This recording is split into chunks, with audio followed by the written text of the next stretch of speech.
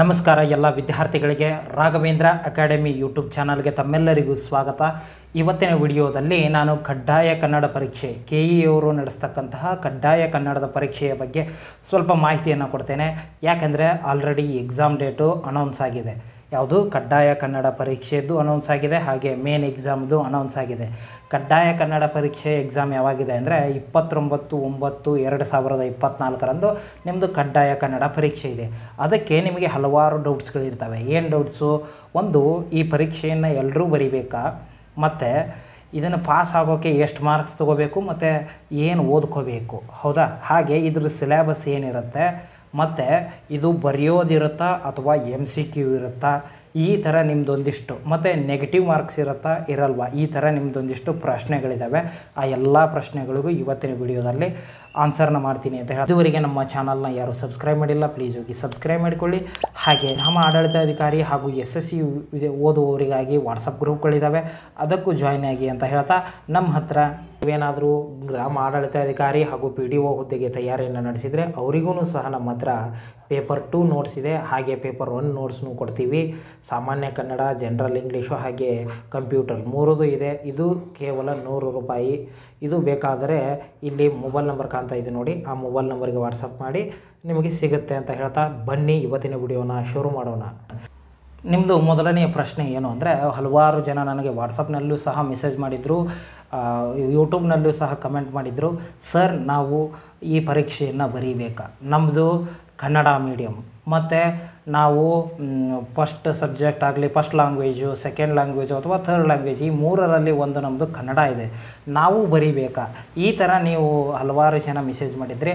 ಅದಕ್ಕೆಲ್ರಿಗೂ ಉತ್ತರ ಅಂದರೆ, ನೀವು ಕನ್ನಡ ಮೀಡಿಯಮ್ ಆದರೂ ಆಗಿರಿ, ಫಸ್ಟ್ ಲ್ಯಾಂಗ್ವೇಜು, ಸೆಕೆಂಡ್ ಲ್ಯಾಂಗ್ವೇಜ್ ಯಾವುದೇ ಆಗಿರಲಿ, ನೀವು ಇಂಗ್ಲೀಷ್ ಮೀಡಿಯಮ್ ಆಗಿರಲಿ, ಈ ಹುದ್ದೆಗೆ ಅಪ್ಲಿಕೇಶನ್ ಹಾಕಿರೋರು ಯಾರೋ ವಿಲೇಜ್ ಅಕೌಂಟೆಂಟ್ಗೆ ಯಾರ್ಯಾರು ಅಪ್ಲಿಕೇಶನ್ ಹಾಕಿದ್ದೀರಿ ಅವರು ಎಲ್ಲರೂ ಸಹ ಕಡ್ಡಾಯವಾಗಿ ಕಡ್ಡಾಯ ಕನ್ನಡ ಪರೀಕ್ಷೆಯನ್ನು ಬರೀಲೇಬೇಕು. ಇದೊಂದು ಸರ್ತಿ, ಇದು ಒಮ್ಮೆ ಬರೆದು ಪಾಸ್ ಆಗಿಬಿಟ್ರೆ ನೆಕ್ಸ್ಟ್ ಎಕ್ಸಾಮ್ನಲ್ಲಿ ನಿಮ್ದಿರಲ್ಲ. ಆದರೆ ಈ ಸರ್ತಿ ಕಂಪಲ್ಸರಿ ಅಪ್ಲಿಕೇಶನ್ ಹಾಕಿದವರೆಲ್ಲರೂ ಕಡ್ಡಾಯ ಕನ್ನಡ ಪರೀಕ್ಷೆಯನ್ನು ಬರೀಲೇಬೇಕು.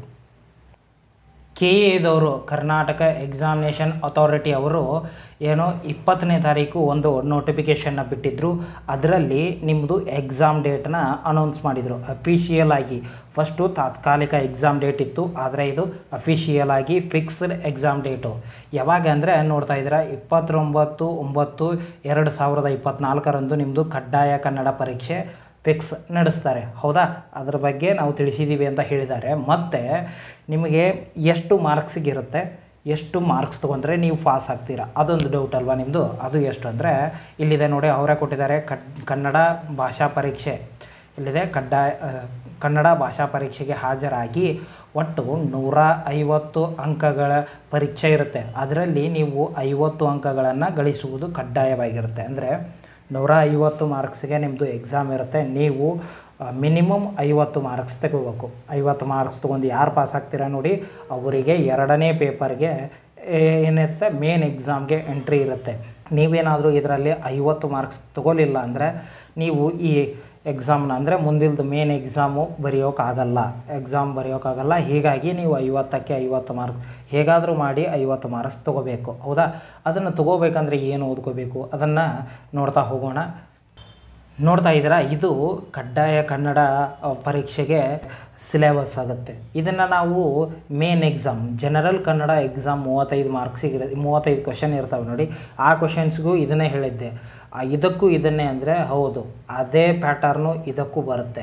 ಅದರಲ್ಲಿ ಕೇವಲ 35 ಕ್ವಶನ್ಸ್ಗಳಿರ್ತವೆ, ಇದು 150 ಕ್ವಶನ್ಸ್ ಇರ್ತವೆ. ಏನು? ಕಂಪ್ಲೀಟ್ ಗ್ರಾಮರ್ ಕೇಳ್ತಾರೆ, ಕನ್ನಡ ಸಾಹಿತ್ಯದ ಬಗ್ಗೆ ಕೇಳ್ತಾರೆ, ಗಾದೆ ಮಾತುಗಳು, ಹೀಗೆ ಎಲ್ಲವನ್ನು, ಕವಿ ಪರಿಚಯವನ್ನು, ಇದರಲ್ಲಿ ಒಟ್ಟು 150 ಕ್ವಶನ್ಸ್ಗಳಿರ್ತವೆ.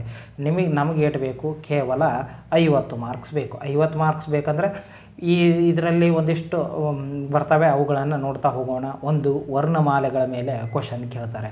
ನಂತರ ಸಮಾಸಗಳ ಮೇಲೆ, ಸಂಧಿಗಳ ಮೇಲೆ, ತದ್ದಿತಾಂತಗಳು, ಕೃದಾಂತಗಳು, ದ್ವಿರುಕ್ತಿಗಳು, ಜೋಡು ನುಡಿಗಳ ಮೇಲೆ, ಅನುಕರಣಾವ್ಯಗಳ ಮೇಲೆ, ತತ್ಸಮ ಮತ್ತು ತದ್ಭವ ಮೇಲೆ, ಅನ್ಯದೇಶೀಯ ಪದಗಳು ಇವೊಂದಿಷ್ಟು ಈಸಿ ಇದ್ದಾವೆ. ಅನ್ಯದೇಶೀಯ ಪದಗಳು ಬಂದ್ರೂ ಈಸಿಯಾಗಿ ಬಿಡಿಸ್ಬೋದು. ಒಟ್ಟು ನಾನು ಇದರಲ್ಲಿ 22 ಚಾಪ್ಟರ್ಗಳನ್ನು ಕೊಟ್ಟಿದ್ದೀನಿ.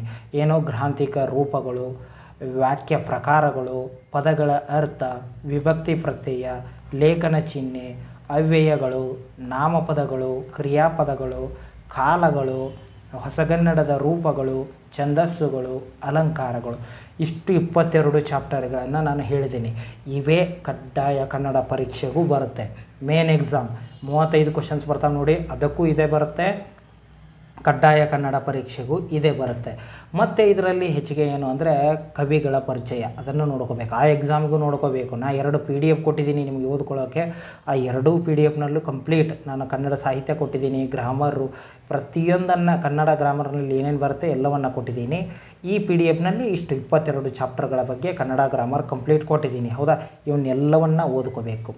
ಹೌದಾ, ಗಾದೆ ಮಾತುಗಳು, ಕವಿ ಪರಿಚಯ, ಹಾಗೆ ಈ 22 ಗ್ರಾಮರ್ ಪಾಯಿಂಟ್ಸು ಇವುಗಳನ್ನು ನೋಡ್ಕೋಬೇಕು. ಇದರಲ್ಲಿ ನಮ್ಮದು ಕೇವಲ 50 ಮಾರ್ಕ್ಸ್. 50 ಮಾರ್ಕ್ಸ್ ಈಸಿಯಾಗೆ ನೀವು ತೊಗೊತೀರಾ. ಯಾಕಂದರೆ ಕ್ವಶನ್ ಪೇಪರ್ ಈಸಿ ಇರುತ್ತೆ, ಅಷ್ಟೇನು ಟಫ್ ಇರಲ್ಲ. ಒಂದು ಸ್ವಲ್ಪ ನೀವು ಗ್ರಾಮರ್ನ ನೋಡ್ಕೊಂಡು ಹೋಗಬೇಕಷ್ಟೇ. ನಂತರ ಇನ್ನೊಂದು ಡೌಟ್ಸ್ ಇರುತ್ತೆ ನಿಮಗೆ. ಏನು ಡೌಟ್ಸು? ಈ ಕಡ್ಡಾಯ ಕನ್ನಡ ಪರೀಕ್ಷೆ ಏನು ಬರಿತೀವಿ ನೋಡಿ, ಅದಕ್ಕೆ ನೆಗೆಟಿವ್ ಮಾರ್ಕ್ಸ್ ಇರುತ್ತಾ ಇಲ್ವಾ ಅನ್ನೋದು ನಿಮ್ಮದು ಡೌಟು. ಹೌದಾ, ಇದಕ್ಕೆ ಯಾವುದೇ ಥರದ ನೆಗೆಟಿವ್ ಮಾರ್ಕಿಂಗ್ ಇರಲ್ಲ. ಹೌದಾ, ನೀವು 150ಕ್ಕೆ 150 ಕ್ವಶನ್ ಹಾಕಿ ಬಂದರೂ ಬರುತ್ತೆ. ಯಾವುದೇ ರೀತಿ ಯಾವುದು ನೆಗೆಟಿವ್ ಮಾರ್ಕಿಂಗ್ ಇರಲ್ಲ. 150 ಕ್ವಶನ್ಸ್ ಇರ್ತವೆ. 150ಕ್ಕೂ 150 ಹಾಕಿ ಬನ್ನಿ. ಅದರಲ್ಲಿ ಕೇವಲ ನಿಮ್ಮದು 50 ಕ್ವಶನ್ ಕರೆಕ್ಟ್ ಆದರೆ ಸಾಕು, 50 ಮಾರ್ಕ್ಸ್ ಬಂದರೆ ಸಾಕು. ಈ ಥರ ಇರುತ್ತೆ. ನಿಮ್ಮದು ಎಕ್ಸಾಮ್ ಯಾವಾಗ? 29/9/2024ಕ್ಕೆ ಕಡ್ಡಾಯ ಕನ್ನಡ ಪರೀಕ್ಷೆ. ಹೌದಾ, ಒಟ್ಟು 150 ಮಾರ್ಕ್ಸಿಗಿರುತ್ತೆ. 50 ಮಾರ್ಕ್ಸ್ ತೊಗೋಬೇಕು. ಅದರ ಸಿಲೆಬಸ್ ಏನು? Complete Kannada grammar. ಹೌದಾ, ಪೇಪರ್ 2ಗೆ ಏನು ಓದ್ತಾ ಇದ್ದೀರಾ ನೋಡಿ, ಅದನ್ನೇ ಇದಕ್ಕೂ ಓದಬೇಕು. ಇನ್ನೊಂದೇನು, ನೆಗೆಟಿವ್ ಮಾರ್ಕಿಂಗ್ ಇರುತ್ತಾ ಇಲ್ವಾ? ನೆಗೆಟಿವ್ ಮಾರ್ಕ್ಸ್ ಇರಲ್ಲ. ಇನ್ನು ನೆಕ್ಸ್ಟ್ ಕ್ವಶನ್ ಏನು ಅಂದರೆ, MCQ ಇರುತ್ತಾ ಅಥವಾ ಬರೆಯೋದಿರುತ್ತಾ? ನಿಮ್ಮದು KPSC ಅವರು ನಡೆಸ್ತಾರೆ ನೋಡಿ. ಈಗ ನೀವು PDOಗೂ ಮತ್ತೆ ಬರೀಬೇಕು. ಈಗ PDOಗೆ ಯಾರ್ಯಾರು ಅಪ್ಲಿಕೇಶನ್ ಹಾಕಿದ್ದೀರಾ ನೋಡಿ, ಅವರು ಬರೀಬೇಕು. ಅವ್ರಿಗೇನಿರುತ್ತೆ ಅಂದರೆ ಬರೆಯೋದಿರುತ್ತೆ. ಆದರೆ KEA ಅಂದರೆ ಕರ್ನಾಟಕ ಎಕ್ಸಾಮಿನೇಷನ್ ಅಥಾರಿಟಿ ಅವರು ಹೇಗೇನು ನಡೆಸ್ತಾರೆ ನೋಡಿ ವಿಲೇಜ್ ಅಕೌಂಟೆಂಟ್ಗೆ, ಅದಕ್ಕೆ MCQ ಇರುತ್ತೆ. ಯಾವುದೇ ತರಹ ಬರೆಯೋದಿರಲ್ಲ, ಜಸ್ಟ್ MCQ ಕ್ವಶನ್ ಪೇಪರ್ ಇರುತ್ತೆ. ಹೌದಾ, ಈ ವಿಡಿಯೋದ ಬಗ್ಗೆ ನಿಮಗೇನಾದರೂ ಡೌಟ್ಸ್ ಇದ್ದರೆ ಕಮೆಂಟ್ ಮಾಡಿ. ಹಾಗೆ ಈ ವಿಡಿಯೋನ ಆದಷ್ಟು ನಿಮ್ಮ ವಿಲೇಜ್ ಅಕೌಂಟೆಂಟ್ ಹಾಕಿದ ಎಲ್ಲ ವಿದ್ಯಾರ್ಥಿಗಳಿಗೆ ಶೇರ್ ಮಾಡಿ, ನಿಮ್ಮ ಸ್ನೇಹಿತರಿಗೆ ಶೇರ್ ಮಾಡಿ ಅಂತ ಹೇಳ್ತಾ ಇವತ್ತಿನ ವಿಡಿಯೋನ ಮುಗಿಸ್ತಾ ಇದ್ದೀನಿ. ಧನ್ಯವಾದಗಳು.